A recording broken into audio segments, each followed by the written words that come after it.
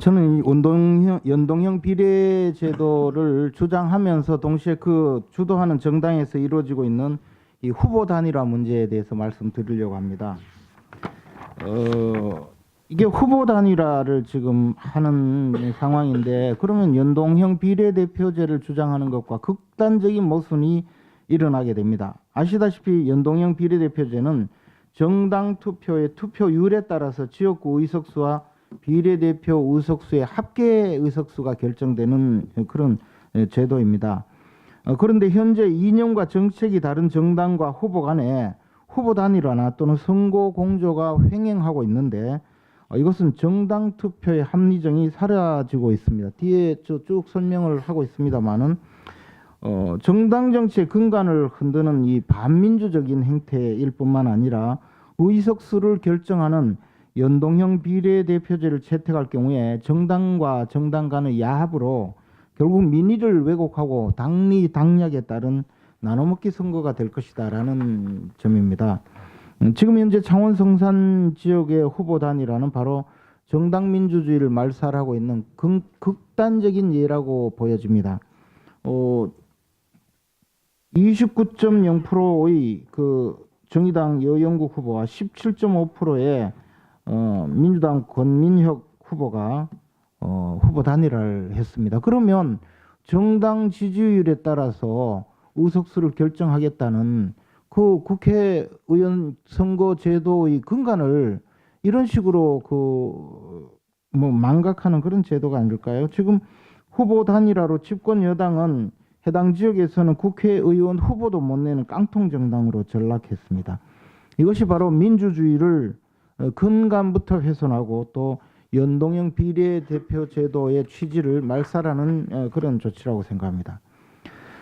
19대 총선 당시를 돌아가 보면 당시 통합민주당과 통합진보당이 통진당 간의 야권 단일화 사태가 있었습니다. 그 당시에 한명숙 대표와 이정희 통진당 대표가 2012년 3월 19일 날 야권연대 후보를 결정했습니다. 당시 통진당은 전국 35개 지역구에서 통합민주당과 단일화를 해서 35개 지역구에서 단일 후보로 나섰습니다. 그래서 그중에 7석을 지역구 의석을 확보했습니다. 결국 정당 득표율 10.3%를 얻어서 또 비례대표에서는 추가로 6석을 얻었었습니다. 그런데 당시 통진당은 이 비례대표 후보자 결정하는 당내 경선을 조작으로 치러서 결국에는 여러 사람이 구속되고 처벌을 받는 그런 사태가 있었습니다. 야권 단일화는 정당 득표율에 기반한 이 당시의 야권 단일화는 바로 이 정당 득표율에 기반한 연동형 비례대표제 실시를 주장하고 있는 두 정당의 주장과는 완전 이율 배반하는 그런 주장이라는 생각입니다. 한편 18대 대선을 돌아가 보면 당시에 19대 총선이 2012년 4월 11일 날 있었고 18대 대선은 2012년 12월 19일 날 있었습니다.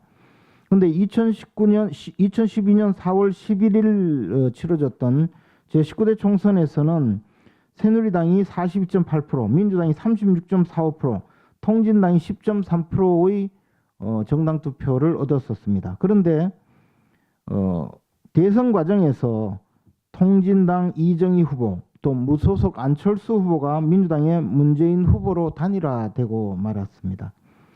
그래서 대선에서는 당시 박근혜 후보가 51.5%, 문재인 후보가 48.2%를 얻었었는데 정당 득표율로 국회의석을 결정하는 것이 민의에 충실히 반영된다라고 주장하면서도 막상 대선 때가 되면 오로지 대선에 이기겠다는 진영 논리로 정당은 없어지고 오로지 진영 간의 대결 구도만 반복되고 있습니다.